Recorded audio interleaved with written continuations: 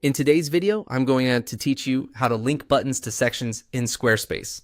Let's start inside the Squarespace editor on the page where you want the button. Place your cursor exactly where you want the button to appear, then open the block picker and choose Add Block.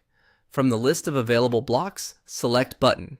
A new button appears on the page, and you can rename its label to something helpful, like Contact or Learn More, so visitors instantly know where it will take them. With the button selected, open the link settings by clicking the small link icon, usually shown as a chain.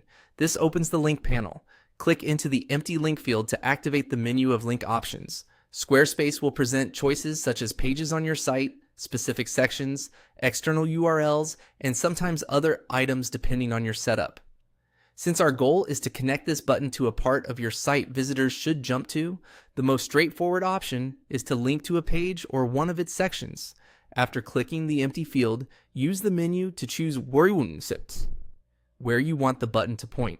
You can scroll through your site items, search by name, or navigate into a page to see its sections. For example, if you have a contact section on your homepage or on a dedicated page, select that entry.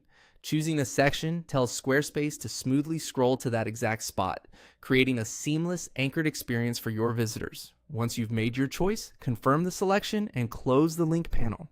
You'll see the destination reflected in the button settings. Save your changes in the editor to lock everything in. To test it, use Preview or view the live page, then click the button. If you link to a section on the same page, the screen should scroll directly to it.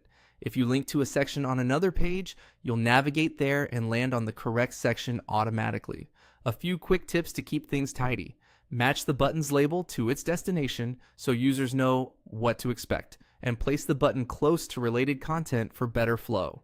If the button doesn't jump to the right spot, reopen the link settings and confirm you selected the correct page or section.